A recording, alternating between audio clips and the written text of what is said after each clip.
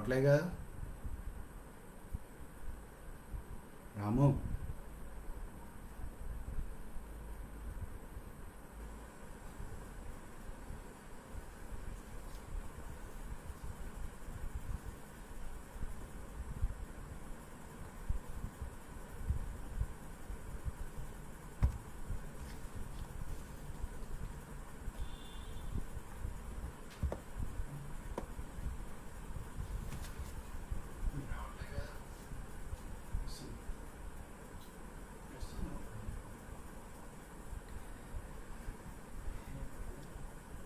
బుద్ధిర్బలం యశోధైర్యం నిర్భయత్వమరోగత అజాడ్యం వాక్పటుత్వం చ హనుమత్స్మరణాత్ భవేత్.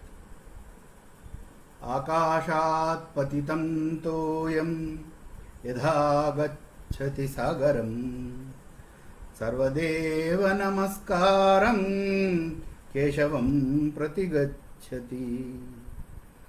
కూజంతం రామ రామేతి మధురం మధురాక్షరం ఆరుహ్య కవితాశాఖాం వందే వాల్మీకి కోకిలం. వాల్మీకేర్మునిసింహస్య కవితావనచారిణః శృణ్వం రామకథానాదం పునయాతి పరాంగతిం. రామాయ రామభద్రాయ రామచంద్రాయ వేధసే రఘునాథాయ నాథాయ సీతాయా పతయే నమః. ఆదికవి అయినటువంటి యొక్క వాల్మీకి మహామునికి ప్రణమిల్లుతూ, అదేవిధంగా భారతదేశంలోనే కాదు ఈ విశ్వంలో, ఈ ప్రపంచంలో మొట్టమొదటి స్వదేశీ సంబంధించినటువంటి యొక్క ధర్మవీరుడు, టార్చ్ బేరర్ ఎవరైనా కనుక ఉన్నట్టయితే అట్లాంటి యొక్క ఆంజనేయ స్వామి, మారుతి, అట్లాంటి యొక్క హనుమంతుడికి ప్రణమిల్లుతూ, అదేవిధంగా భారతమాతకి ప్రణమిల్లుతూ ఎందరో మహానుభావులు అందరికీ వందనాలు. ముఖ్యంగా ఈరోజు ఏంటంటే మనం స్వదేశీ అనేటువంటి ఒక విషయం మీద కొద్దిసేపు చర్చించుకుందాం. స్వదేశీ అనేటువంటి ఒక పదమే మనకి ఒక సంస్కృత పదం. దాంట్లో స్వదేశీ, స్వ అంటే మనకు సంబంధించినటువంటి యొక్క, దేశీ అంటే మన దేశానికి సంబంధించినటువంటి యొక్క అంశం. కాబట్టి స్వదేశీ అంటే మన దేశం యొక్క ఆలోచన విధానం, మన దేశం యొక్క జీవన విధానం, మన దేశం యొక్క జీవన మూల్యాలు ఏవైతే ఉన్నాయో, ఈ భారతదేశం యొక్క సంస్కృతి, సాంప్రదాయాలు, ధర్మము, వీటన్నిటితో కూడా ముడిపడి ఉన్నటువంటి ఒక అంశం స్వదేశీకి సంబంధించినటువంటి ఒక అంశం. కాబట్టి మనం స్వదేశీ అనగానే మనకు గుర్తొచ్చేటువంటి యొక్క మహానుభావులను కూడా మనం ముందుగా గుర్తు చేసుకోవాల్సినటువంటి అవసరం ఉంది. ఎందుకంటే స్వదేశీ అనేటువంటిది ఏదైతే ఉందో ఈ దేశం యొక్క అస్తిత్వానికి సంబంధించినటువంటి యొక్క అంశం, ఈ దేశం యొక్క ఆత్మ గౌరవానికి సంబంధించినటువంటి యొక్క విశ్వాసం, అదేవిధంగా ఈ దేశం యొక్క ఆత్మ విశ్వాసమే కాకుండా ఆత్మ సంయమనానికి సంబంధించినటువంటి యొక్క అంశం స్వదేశీ సంబంధించినటువంటి యొక్క ఆత్మగౌరవము, ఆత్మవిశ్వాసము, ఆత్మ నిగ్రహము, ఆత్మ సంయమనం, వీటన్నిటి యొక్క కూడికే, కలయికే స్వదేశీ సంబంధించినటువంటి యొక్క జీవన విధానం. ఎందుకు చెప్తున్నాను ఈ అంశం అంటే, నేను కొన్ని ఉదాహరణలు కనుక తీసుకున్నట్టయితే, మొట్టమొదటి ఉదాహరణ స్వామి వివేకానందుడి యొక్క జీవితంలో జరిగినటువంటి ఒక ఉదాహరణ. ఎక్కడో ప్రపంచ మత మహాసభల లోపల 2 నిమిషాలు మాట్లాడడానికి అవకాశం వస్తే అక్కడ అతను పలికినటువంటి ఒక పలుకులు ఏవైతే ఉన్నాయో, sisters and brothers of America అంటే, ఓ అమెరికాలో ఉండేటువంటి యొక్క నా సోదర సోదరీమణులారా అనేటువంటి యొక్క పదాలు ఏవైతే ఉన్నాయో, ఆయన యొక్క గుండె లోతులలో నుంచి ఈ దేశంలో మనం కొలిచేటువంటి యొక్క సరస్వతి అమ్మవారు పలికించినటువంటి యొక్క పలుకులు. కాబట్టి ఆ హాల్లో ఉన్నటువంటి యొక్క కొన్ని వేల మంది లేచి కరతాళ ధ్వనులు చేయడం అనేటువంటిది ప్రారంభించారు. అంటే ఒక రకంగా చెప్పాలంటే అది స్వదేశీ యొక్క వాణి, భారతానికి సంబంధించినటువంటి ఒక వాణి. కాబట్టి హృదయం లోతులో నుంచి, గుండె లోతులలో నుంచి ఏదైతే వస్తుందో అది ఎప్పుడైనా కూడా ప్రపంచానికి ఒక రకమైనటువంటి ఒక వీణుల విందుగా ఉంటుంది. ఆ రకంగా ప్రపంచం లోపల ఉండేటువంటి యొక్క అందరి యొక్క హృదయాలను చూరగొన్నటువంటి యొక్క వివేక వాణి ఏదైతే ఉందో అది భారతవాణి. ఇది మొట్టమొదటి అంశం. రెండో అంశం ఏదైతే ఉందో, ప్రపంచంలో మనకి దేనికైనటువంటి కొన్ని కాంట్రవర్సీస్ ఉంటాయి, కానీ కాంట్రవర్సీస్ లేనటువంటి యొక్క అంశాలు కూడా ఉంటాయి. అట్లాంటి యొక్క సందర్భంలో కనుక తీసుకున్నట్టయితే భారతదేశానికి దేనికి ప్రతీక అంటే భారతదేశంలో దశావతారాలు ఏర్పడ్డాయి. ఇక్కడే 10 అవతారాలు కూడా వచ్చాయి. ప్రపంచంలో ఇంకెక్కడ జరగలేదు.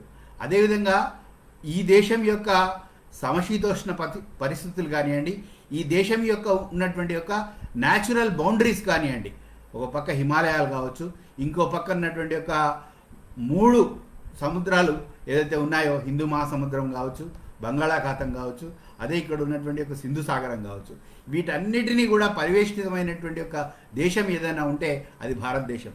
కాబట్టే ఇక్కడ ఒక వివేకానందుడు, ఒక అరవిందుడు, ఒక స్వామి రామతీర్థ, ఒక దయానంద సరస్వతి, అదేవిధంగా ఈ దేశం యొక్క పరంపరని మనం గుర్తు చేసుకోవాలంటే ఒక ఆది శంకరాచార్యుల వారు, రామానుజుల వారు, అదేవిధంగా మధ్వాచార్యుల వారు, చైతన్య మహాప్రభు, ఇట్లా ఎందరో యొక్క మహానుభావుల యొక్క పరంపర ఏదైతే ఉందో ఈ భారతదేశానికి సంబంధించినటువంటి యొక్క స్వదేశానికి సంబంధించినటువంటి ఒక అస్తిత్వం. కాబట్టి అట్లాంటి యొక్క మహానుభావులందరినీ కూడా మనం స్మరించుకుంటూ మన యొక్క టాపిక్ ఏదైతే ఉందో స్వదేశీ లోపలికి వచ్చినట్టయితే, స్వదేశీ జీవన విధానం లోపల ఏంటంటే ప్రకృతిని, నేచర్ని, అంటే ఇక్కడ ఉన్నటువంటి ఒక చెట్టును, ఇక్కడ ఉన్నటువంటి ఒక పుట్టను, ఇక్కడ ఉన్నటువంటి ఒక గుట్టను, ఇక్కడ ఉన్నటువంటి ఒక గాలిని, ఇక్కడ ఉన్నటువంటి ఒక నీరును, ప్రతి దాన్ని పరమ పవిత్రంగా భావించేటువంటి ఒక తత్వం ఏదైతే ఉందో అది స్వదేశీ జీవన విధానంలో ఉన్నటువంటి యొక్క జీవన మూల్యాల్లో ఉన్నటువంటి యొక్క విశేషం. కాబట్టి ప్రపంచం దృష్టి లోపల ఏంటంటే ప్రకృతి అనేటువంటిది ఏదైతే ఉందో మాకు భోగాన్ని ఇచ్చేటువంటి యొక్క భోగభూమి అనేటువంటిది. కానీ మనం ఏంటంటే ప్రకృతిని తల్లిగా పూజిస్తాం. కాబట్టి ఇక్కడ గంగని గంగామాత అంటాం, ఆ తులసిని తులసీమాత అంటాం, గోవుని గోమాత అంటాం. అంటే ప్రకృతిని ఒక తల్లి రూపంలో, ఒక దైవీ రూపంలో పూజించేటువంటి ఒక గొప్ప ఉదాత్తమైనటువంటి ఒక భావన ఏదైతే ఉందో అది ఈ దేశం యొక్క ఉన్నతమైనటువంటి ఒక ఆలోచన విధానానికి మనకి ప్రతిబింబిస్తుంది. కాబట్టి మనకి ఒక రకంగా వ్యక్తి వికాసం లోపల కనుక తీసుకున్నట్టయితే వ్యక్తి, అదేవిధంగా అతను ఉండేటువంటి ఒక పరివారము, దాని తర్వాత చుట్టూ ఉండేటువంటి ఒక సమాజము, ఆ సమాజం తర్వాత ఉండేటువంటి ఒక రాష్ట్రము అంటే ప్రాంతము, ఆ ప్రాంతం తర్వాత ఉండేటువంటి ఒక దేశము, ఆ దేశం తర్వాత ఉండేటువంటి ఒక మొత్తం ఈ జగత్తు, ఈ జగత్తే కాకుండా ఈ విశ్వం మొత్తం కూడా సకల చరాచర సృష్టి ఏదైతే ఉందో పపీలికాది బ్రహ్మ పర్యంతం అంటున్నామో వాటన్నిటితో తాదాత్మ్యం చెందడమే ఒక్కొక్క మెట్టు ఎక్కుతూ వెళ్తున్నటువంటి యొక్క ఈ మానవుడి యొక్క భారతదేశంలో ఉన్నటువంటి యొక్క భారతీయుడి యొక్క విశేషం. కాబట్టే ఇక్కడ ఉన్నటువంటి యొక్క ఈ భారతమాతని యోగి అరవిందులు లాంటి వాళ్ళు ఏ విధంగా కొలిచారంటే మహాలక్ష్మి, మహాసరస్వతి, మహాకాళి, మహేశ్వరి యొక్క ప్రతిరూపంగా కొలిచారు. కాబట్టి ఈ యొక్క నేల ఏదైతే ఉందో ఇది కేవలం మట్టి కాదు, ఇది మృణ్మయం కాదు, ఇది కేవలం ల్యాండ్ కాదు. కానీ ఆయన ఏం చెప్పాడు? ఆయన ఒక ద్రష్ట. ఆయన ఏమన్నాడు? జగజ్జనని అంబ దుర్గా అన్నాడు. అందుగురించే ఒక వందే మాతర గీతం రాసినటువంటి ఒక బంకిం చంద్ర చటర్జీ ఎవరైతే ఉన్నారో ఆయన తుమి విద్య తుమి ధర్మ, అంతేకాకుండా దశప్రహరణధారిణి అంటాడు, లేకపోతే దుర్గా ఒక కొలుస్తాడు. అంటే ఈ దేశాన్ని ఏదైతే ఉందో దేశానికి స్వాతంత్రం తీసుకొచ్చినటువంటి ఒక వందే మాతర నినాదం కనుక తీసుకున్నట్టయితే అదొక మంత్రం, అదొక తారక మంత్రంగా మారింది. కాబట్టి కొన్ని లక్షల గొంతులలో నుంచి ఆ వచ్చినటువంటి ఒక వందే మాతరం అనేటువంటి ఒక నినాదం, ఓ భూమాత, ఓ తల్లి, నీకు నేను వందనం చేస్తున్నాను, నీకు నేను ప్రణామాలు చేస్తున్నాను, నీకు నేను నమస్కారం చేస్తున్నాను, మమ్మల్ని చల్లగా చూడు అనేటువంటి ఒక ఆవేదన ఏదైతే ఉందో దాంట్లో నుంచి పొంగి పొరలి వచ్చినటువంటి ఒక అదే భారతీయ జీవన విధానంలో ఉండేటువంటి ఒక గొప్ప విశేషం. కాబట్టి ఇక్కడ రాజులకి మహారాజులకి స్థానం లేదు.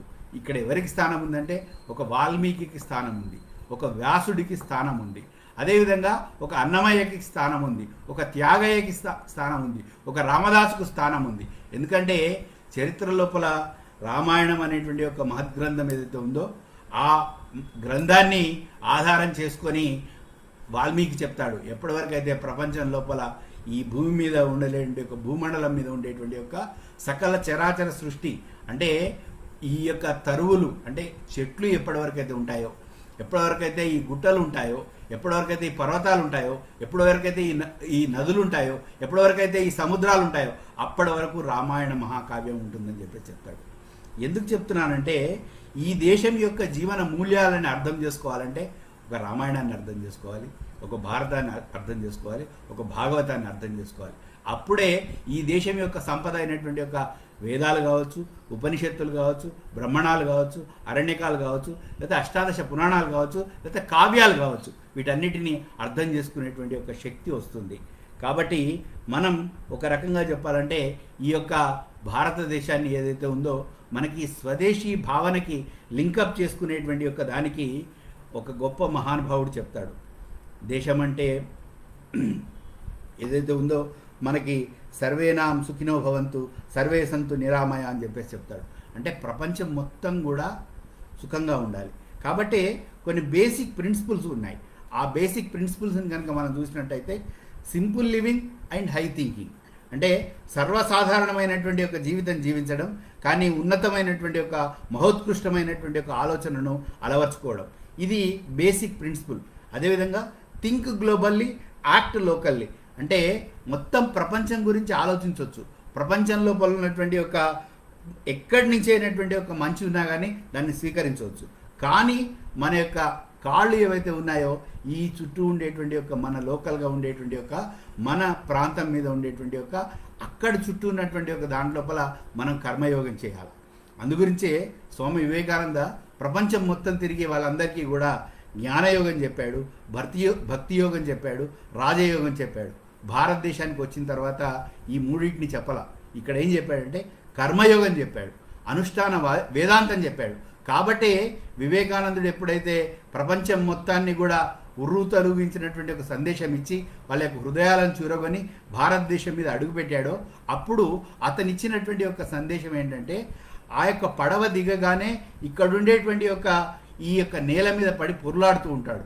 ఆ మట్టిని తీసుకొని తన శరీరానికి రాసుకుంటూ ఉంటాడు. ఆ మట్టిని తీసుకొని తన యొక్క నెత్తికి రుద్దుకుంటూ ఉంటాడు. ఉంటుంటే ఆ పక్కన ఉన్నటువంటి యొక్క మహారాజు అతని యొక్క శిష్యుడైనటువంటి యొక్క అళగసింగ పెరుమాళ్ళని అడుగుతాడు, ఏంటి ఈయన ప్రపంచం మొత్తాన్ని కూడా విశ్వ విజేతగా తిరిగి వచ్చాడు, అందరి యొక్క హృదయాలలో స్థానం సంపాదించాడని వస్తే ఇతను పిచ్చివాడిలాగా పిచ్చి చేష్టలు చేస్తున్నాడు ఏంటి అని. అప్పుడు అళగసింగ పెరుమాళ్ళు అడిగితే స్వామి వివేకానంద చెప్పినటువంటి ఒక విషయం ఏదైతే ఉందో ఇది మనమందరం కూడా మన జీవితాలలో గుర్తుపెట్టుకోవాల్సినటువంటి ఒక అంశం. ఆయన ఏం చెప్తాడంటే భోగలాలసతకు ప్రతీక అయినటువంటి ఒక వెస్ట్లో నేను తిరిగి వస్తున్నాను. నా శరీరానికి కానీ, నా మనసుకు కానీ, నా మెదడుకు కానీ, నా అహంకారానికి కానీ, నా చిత్తానికి కానీ ఏ రకమైనటువంటి ఒక మాలిన్యం అంటినప్పటికీ కూడా ఆ మాలిన్యాన్ని ఆ మసకని తీసేటువంటి ఒక శక్తి భారతదేశానికి సంబంధించినటువంటి ఒక ప్రతి ఇసుక రేణువుకి ప్రతి మట్టి కణానికి ఉంది అని చెప్పేసి చెప్తాడు. అంటే ఆ యొక్క మట్టి కణంతో తనను తాదాత్మ్యం చెందాడు కాబట్టే ఆయన ప్రపంచంలో ఉన్నటువంటి యొక్క అందరికీ కూడా సందేశం ఇవ్వగలిగాడు. అట్లాంటి యొక్క ఈ విశేషం ఏదైతే ఉందో ఈ మట్టి ఉన్నటువంటి ఒక విశేషం కాబట్టి ఆయన కొలంబో నుంచి అల్మోరా వరకు ఇచ్చినటువంటి ఒక ఉపన్యాసాలు ఏవైతే ఉన్నాయో అవి ఆ రోజులలో ఉండేటువంటి ఒక యువతని ఉర్రూతలూగించాయి. ఉర్రూతలూగించడమే కాదు ఈ దేశానికి స్వాతంత్రం తీసుకురావడానికి ఏదైతే భారతమాత యొక్క దాస్య శృంఖలాలు ఛేదించడానికి అలంకరించబడ్డటువంటి ఒక బలిపీఠం మీద తృణప్రాయంగా ప్రాణాలు వదిలినటువంటి ఒక భగత్ సింగ్, ఒక రాజ్గురు, ఒక సుఖదేవ్, ఒక రాంప్రసాద్ బిస్మిల్, ఒక అశ్వకుల్లా ఖాన్, ఒక తెలుగు వీరుడైనటువంటి ఒక అల్లూరి సీతారామరాజు, వీరపాండ్య కట్టబ్రహ్మణ, సుబ్రహ్మణ్య భారతి ఇట్లాంటి యొక్క ఎందరో మహానుభావులకి స్ఫూర్తిదాయకంగా నిలిచాడు వివేకానందుడు. కాబట్టి అట్లాంటి యొక్క వివేకానందుని అడుగుతారు, ఏమని అడుగుతారు, ఈ దేశానికి స్వాతంత్రం తీసుకురావడం మీ మొదటి కర్తవ్యం కదా, మరి అట్లాంటి యొక్క మొదటి కర్తవ్యం పట్ల మీరెందుకు ఒక రకమైనటువంటి ఒక నిరాసక్తత చూపిస్తున్నారంటే అప్పుడు వివేకానందుడు చెప్తాడు, ఈ స్వాతంత్రం ఎందుకు కోల్పోయామో ఆలోచించారా మొట్టమొదటిసారి.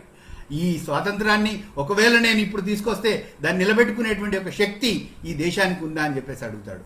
కాబట్టే ఆయన వేసినటువంటి ఒక ప్రతి బీజం ఏదైతే కొలంబో నుండి అల్మోరా వరకు ఇచ్చినటువంటి ఒక ఉపన్యాసాల ఒక పరంపర ఉందో ఆ పరంపరే ఈ దేశ స్వాతంత్ర్యం గురించి ఇక్కడ ఉన్నటువంటి ఒక యువకులను సమాయత్తం చేసింది. కాబట్టి రెండుగా విభజించినటువంటి ఒక బెంగాల్ని ఏకీకరణ చేసినటువంటి ఒక సందర్భంలో అదేవిధంగా ప్రపంచంలో నుంచి వస్తున్నటువంటి ఒక వస్తు వినియోగాన్ని ఏదైతే ఉందో దానిని దూరం చేయడానికి ఏర్పరచబడ్డ యొక్క మహోన్నతమైనటువంటి ఒక విప్లవమే స్వదేశీ ఉద్యమం.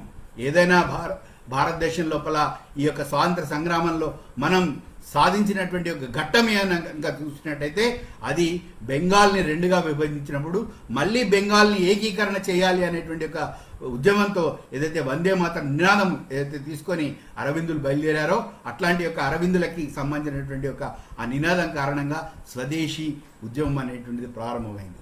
కాబట్టి స్వదేశీ అనేటువంటిది కేవలం ఒక రాజకీయపరమైనటువంటిది కాదు. ఈ స్వదేశీ అనేటువంటి యొక్క భావన ఏదైతే ఉందో దానికి హిస్టారికల్ పర్స్పెక్టివ్ ఉంది, ఎకనామికల్ పర్స్పెక్టివ్ ఉంది, పొలిటికల్ పర్స్పెక్టివ్ ఉంది, కల్చరల్ పర్స్పెక్టివ్ ఉంది. సో ఇన్ని రకాలుగా మనం స్వదేశీని ఆలోచించాల్సిన అవసరం ఉంది. కాబట్టి ఇంకొక 2 విషయాలు నేను చెప్పి ప్రాక్టికల్ ఆస్పెక్ట్స్ లోపలికి వద్దాం. ఆ మొట్టమొదటి అంశం ఏంటంటే ఈ దేశంలో స్వరాజ్యం నా జన్మ హక్కు అని హక్కు అని చెప్పినటువంటి freedom is my birth right అని చెప్పినటువంటి ఒక తిలక్ మహానుభావుడి యొక్క జీవితంలో కనుక చూసినట్టయితే అతను తర్వాత తీసుకువెళ్ళి మాండలే జైలు లోపల ఉంచితే ఆ మాండలే జైల్లో ఆయన గీతా రహస్యం రాశాడు. అదేవిధంగా విప్లవకారులందరినీ కూడా సమాయత్తం చేసి ఈ దేశానికి స్వాతంత్రం తీసుకురావడానికి ప్రయత్నం చేసినటువంటి యొక్క యోగి అరవిందులు ఎవరైతే ఉన్నారో ఆయనని అలీపూర్ జైల్లో పెడితే ఆ అలీపూర్ జైల్లో ఆయనకి యోగంలో శ్రీకృష్ణుడి యొక్క సాక్షాత్కారం జరుగుతుంది. అంటే ఇక్కడ ప్రతిదీ కూడా ప్రతి విషయాన్ని కూడా కల్చరల్ పాయింట్ ఆఫ్ వ్యూలో, స్పిరిచువల్ పాయింట్ ఆఫ్ వ్యూలో, అంటే ఒక రకంగా చెప్పాలంటే this is a spiritual nationalism. అంటే మనకి సంబంధించినటువంటి ఒక కల్చర్ వీటన్నిటికీ కూడా ముడిపడి ఉన్నటువంటి ఒక అంశం. కాబట్టి అట్లాంటి సందర్భాల లోపల ఒక 2-3 విషయాలు నా జీవితంలో జరిగినటువంటి విషయాలని చెప్పి నేను కొన్ని విషయాలని ఏ విధంగా మనం స్వదేశీకి సంబంధించినటువంటి ఆలోచన విధానంలో ఉండొచ్చో నేను మీ ముందుకు తీసుకొచ్చేటువంటి ఒక ప్రయత్నం చేస్తాను. దాంట్లో మొట్టమొదటి సందర్భం ఏదైతే ఉందో నాకు ఒక మంచి మిత్రుడు ఉన్నాడు. అతని పేరు అందశ్రీ. ఎవరైతే తెలంగాణకు సంబంధించినటువంటి ఒక జయ జయ హే తెలంగాణ జననీ జయకేతనం అనేటువంటి ఒక ఏదైతే తెలంగాణ ఉద్యమంలో ఉర్రూతలూగించినటువంటి ఒక పాట ఉందో ఆ పాట రాసినటువంటి ఒక మహానుభావుడు. ఆయనే నేను కలిసి సమ్మక్క సారలమ్మ దగ్గరికి వెళ్ళడం జరిగింది. ఆ సమ్మక్క సారలమ్మ దగ్గర సమ్మక్క గద్దెల దగ్గర ఉన్నటువంటి ఒక విశేషాన్ని కేవలం అక్కడ ఏముంటుందంటే ఒక చెట్టు యొక్క మొట్టు ఉంటుంది, దానికే చీరే సారే ఇవన్నీ కూడా దానికే పసుపు పెడతారు, దానికే కుంకుమలు పెడతారు, దానికే గాజులు వేస్తారు, దానికే బొట్లు పెడతారు, దానికే పూలదండలు వేస్తారు. అట్లాంటి యొక్క సందర్భం లోపల అక్కడికి వెళ్ళడం జరిగింది. వెళ్తే అక్కడ ఉన్నటువంటి ఒక చుట్టూ ఉన్నటువంటి ఒక వాతావరణం అదంతా గమనించిన తర్వాత అక్కడ ఉన్నటువంటి ఒక గిరిజన పూజారిని ఎవరైతే ఉందో ఆమెను అడగడం జరుగుతుంది. అంటే ఒక మహానుభావుడిని ఒక వ్యక్తిని సన్మానం చేసుకోవాలంటే సత్కారం చేసుకోవాలంటే ఆ యొక్క దేవుడు లేకపోతే దేవత మెడలోపల ఉన్నటువంటి ఒక పూలహారాన్ని కానీ లేకపోతే శేషవస్త్రాన్ని కనుక కప్పినట్టయితే అదొక హానర్గా భావిస్తారు, అదొక సన్మానంగా భావిస్తారు. అట్లా నేను కూడా ఆవిడని అడగడం జరిగింది. ఆమె అన్నది నేను ఇవ్వనంటే మామూలుగా అయితే మనం ఊరుకోవాలి, కానీ మన లోపల ఉండేటువంటి ఒక అహంకారం ఏదైతే ఉందో ఇది ఊరుకోనియదు. బట్ వెంటనే నేను నా జేబులో నుంచి పర్సులో నుంచి ఒక 100 రూపాయల నోటు తీసి ఆమెకి ఇవ్వబోయాను. ఆమె అన్నది నేను 100 రూపాయలకు అమ్ముకునేటువంటి ఒక దాన్ని కాదు అని చెప్పింది. అంటే ఇది ఈ దేశం యొక్క గొప్పతనం. దాని తర్వాత వెంటనే ఆ సమ్మక్క గద్దెల దగ్గర నుంచి సారలమ్మ గద్దెల దగ్గరికి వెళ్ళడం జరిగింది. ఆ సారలమ్మ గద్దెల దగ్గర ఆ తల్లిని గురించి ఒక పాట పాడమని చెప్పాను. ఆయన ఒక 4 చరణాలు చెప్పాడు. నిజంగా నా జీవితంలో జరిగినటువంటి ఒక మహోన్నతమైనటువంటి ఒక ఘట్టంలో నేను ఉన్నందుకు నేను చాలా గర్విస్తున్నాను. ఆయన ఏం చెప్పాడంటే, కొమ్మ చెక్కితే బొమ్మరా, కొలిచి మొక్కితే అమ్మరా, ఆదికే ఇది పాదురా, లేదంటే ఏదీ లేదురా. అంటే కేవలం 4 స్టాంజాస్ లోపల పూర్తిగా భారతీయ సంస్కృతి, భారతీయ జీవన విధానము, భారతీయ మూల్యాలు, భారతీయమైనటువంటి ఒక చింతనని 4 పదాలలో చెప్పగలిగాడు. అంటే అర్థం ఏంటి అంటే ఇక్కడ ఉన్నటువంటి ఒక నమ్మకం, ఇక్కడ ఉన్నటువంటి ఒక ఫెయిత్, ఇక్కడ ఉన్నటువంటి ఒక అస్తిత్వం ఏదైతే ఉందో ఆ రకంగా ఉన్నటువంటి ఒక అస్తిత్వం. మీరు నమ్మండి నమ్మకపోండి, దీంట్లోపల ఆయన పోషమ్మ తల్లి ఎట్లా పుట్టింది, మైసమ్మ తల్లి ఎట్లా పుట్టింది, పెద్దమ్మ తల్లి ఎట్లా పుట్టింది, ఇక్కడ ఉన్నటువంటి ఒక రేణుక ఎల్లవ తల్లి ఎట్లా పుట్టింది, వాళ్ళ యొక్క జీవనం మొత్తం దాదాపు 22-23 చరణాలు ఉంటాయి. ఆ పాట అయిపోయే లోపల జానపదం గురించి, తర్వాత జనపదం గురించి, వీటన్నిటి యొక్క విషయాన్ని కూడా ఆయన చెప్పిన తర్వాత ఈ పాట అయిపోయే లోపల ఏ గిరిజన పూజారిని అయితే దండ ఇవ్వనన్నదో ఆవిడ దండ తీసుకురావడం జరిగింది. వెంటనే నేను ఆ దండను తీసి వారి మెడలో వేసేసి బిగ్గరగా కౌగిలించుకొని ఒకే విషయం చెప్పాను. మీరు పొద్దుటి నుంచి నాతో తిరుగుతున్నప్పటికీ మీ మనసులో ఏదో ఒక కోరిక ఉంది, ఏదో ఒక దుగ్ధ ఉంది, ఏదో ఒక ఆలోచనతో ఇక్కడికి వచ్చారు. అమ్మ యొక్క ఆజ్ఞ అయింది. మీ ఆలోచన ఏదైతే ఉందో సకారాత్మకం కాబోతుంది, మీ యొక్క కోరిక ఏదైతే ఉందో తీరబోతుంది అనే విషయం చెప్పాను. ఎందుకు చెప్తున్నానంటే ఈ దేశం లోపల హేతువాదం, నాస్తికవాదం, కమ్యూనిజం, సోషలిజం ఇవన్నీ కూడా ఈ దేశానికి కొత్త కాదు. చార్వాకుడు ఎవరైతే ఈ యొక్క భోగం గురించి ఆలోచించినటువంటి యొక్క ఆయన కూడా ఈ దేశంలో ఉన్నటువంటి ఒక గొప్ప ఋషి సంతతికి సంబంధించినటువంటి యొక్క ముని సంపత్తికి సంబంధించినటువంటి ఒక ఆలోచన విధానానికి సంబంధించినటువంటి ఒక ద్రష్టగా మనం కొలుస్తాం. అప్పుడు ఆయనకు చెప్పడం జరిగింది అన్నట్టు, అమ్మ ఆజ్ఞ అయిపోయిందని చెప్పేసి. మేము తెల్లారి పేపర్లో చూస్తే ఒక పండితుడికి ఒక పామరుడికి గౌరవ డాక్టరేట్ అని చెప్పేసి ప్రకటించడం జరిగింది. ఎందుకు చెప్తున్నాను అంటే ఈ దేశం యొక్క అస్తిత్వం ఏదైతే ఉందో గ్రామ దేవతలలో ఉంది. అట్లాంటి యొక్క గ్రామ దేవతలను కొలవడం కూడా మన స్వదేశీ విధానం లోపల ఉన్నటువంటి ఒక గొప్ప సంస్కృతి. కాబట్టి ఈ దేశంలో మనకి సమ్మక్క సారలమ్మ జాతర జరుగుతుంది, లేకపోయినట్టయితే ఒక ముసలమ్మ జాతర జరుగుతుంది, తర్వాత లేకపోయినట్టయితే ఒక కేసులోపు నాగోబ జాతర జరుగుతుంది. అక్కడ కొలిచేది ఏంటి? ప్రకృతిని కొలుస్తారు. అక్కడ ఉన్నటువంటి ఒక చెట్టును కొలుస్తారు, అక్కడ ఉన్నటువంటి ఒక పుట్టను కొలుస్తారు, అక్కడ ఉన్నటువంటి ఒక నాగబామును కొలుస్తారు. లేదు ఈ దేశంలో పుష్కరాలు వస్తున్నాయంటే, లేకపోతే కుంభమేళా జరుగుతుందంటే ఎవరిని పూజిస్తారు? నదీమ తల్లిని పూజిస్తారు. కాబట్టి గోదావరిని కూడా గంగా అంటాం, మనం తల్లి అంటాం. ఈ భావన ఏదైతే ఉందో ఇది స్వదేశీకి సంబంధించినటువంటి ఒక భావన. ఇది మొట్టమొదటి అంశం, నేను మీకు గుర్తు చేయాలి అనుకున్నటువంటి ఒక అంశం. రెండో అంశానికి వెళ్ళినట్టయితే ఒకసారి అనుకోకుండా శ్యామ్ ప్రసాద్జీ ఎవరైతే ఇప్పుడు సామాజిక సమస్యకు సంబంధించిన పని చూస్తున్నారో వారు నేను కలిసి చింతూరు అడవుల లోపలికి వెళ్ళడం జరిగింది. చింతూరు అడవులలో ఉండేటువంటి ఒక కొండరెడ్లు ఎవరైతే ఉన్నారో ఆ ట్రైబల్స్ని కలవడానికి అని చెప్పేసి అక్కడికి వెళ్ళినప్పుడు అక్కడ ఉన్నటువంటి ఒక సేవాభారతికి సంబంధించినటువంటి ఒక డాక్టర్ గారిని కలవడం జరిగింది. ఆ డాక్టర్ గారి ముందు మేము ఇట్లా వాళ్ళని కలవాలనుకుంటున్నాము అంటే నిజంగా ఇది జీవితంలో ఎంతో అదృష్టం చేసుకుంటే జరిగినటువంటి ఒక ఘటన. అక్కడికి ఆ డాక్టర్ గారు అన్నారు, లేదండి మీరు అక్కడికి వెళ్ళినట్టయితే వాళ్ళు విష బాణాలు వేస్తారు లేదా రాళ్లతో కొడతారు, మిమ్మల్ని మీరు వాళ్ళకి తెలియదు కాబట్టి మిమ్మల్ని దగ్గర రానియరు అని చెప్పేశారు. అంటే అప్పుడు మరి మార్గం ఏంటి అంటే ఎవరైనా తెలిసినట్టు వాళ్ళని నెంబడి పెట్టుకొని పోండి అంటే మేమన్నాము మాకు తెలిసింది మీరే రండి డాక్టర్ గారు అంటే మేము ఆ డాక్టర్ గారితో పాటుగా వెళ్ళాం.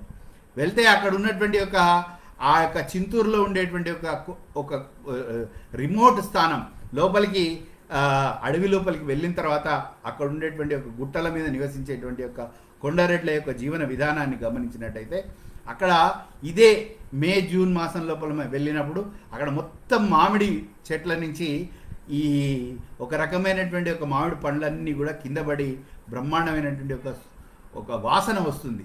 అది ఎట్లాంటి వాసన అంటే ఆ వాసన చూడగానే మన నోట్లో ఉన్నటువంటి ఒక లాలాజలం ఊరడం, మన నోరు తీపి చేసుకోవాలనేటువంటి ఒక కోరిక కలిగేటువంటి ఒక స్థితిలో అక్కడ ఉన్నటువంటి ఒక మామిడి పండుని చేతిలోకి తీసుకురావడం జరిగింది. అప్పుడు వెంటనే అక్కడ ఉన్నటువంటి ఒక గూడెం పెద్ద నాయకుడు ఎవరైతే ఉన్నారో ఆయన అన్నాడు, దొరా తినొద్దు అన్నాడు.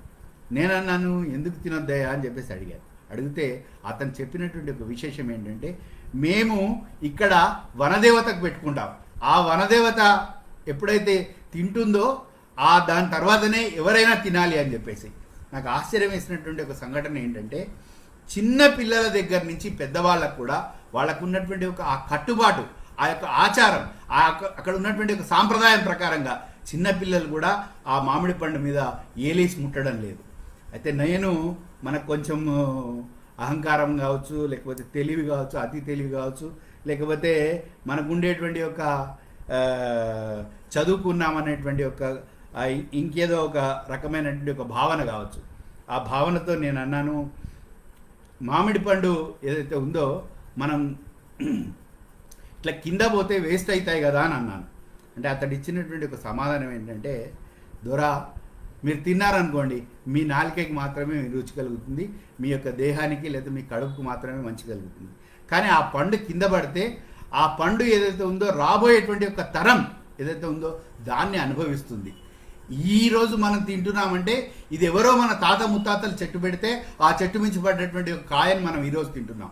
కాబట్టి ఈ చెట్టుకు సంబంధించినటువంటి కాయలు మళ్ళీ కింద పడితే రాబోయేటువంటి ఒక తరం దీన్ని తింటుంది అని చెప్పాడు. అంటే అతనికి ఉన్నటువంటి ఒక దూరదృష్టి కావచ్చు, అతను ఉన్నటువంటి ఒక అవగాహన ముందు మన యొక్క తెలివితేటలు ఏమీ పనికి రాకుండా పోయాయి. దీని తర్వాత జరిగినటువంటి 2 సంఘటనలు చెప్తే ఇంకా ఆశ్చర్యపోతారు. అయితే నేనన్నాను, అవునయ్యా, నేను ఈ మామిడికాయ కనుక తినేటైతే ఆ తిన్నటువంటి ఒక పిక్క తీసి నేను కింద పడేస్తాను కదా, ఆ పడేస్తే కూడా ఆ చెట్టు మొలుస్తుంది కదా అని చెప్పేసి అన్నాను.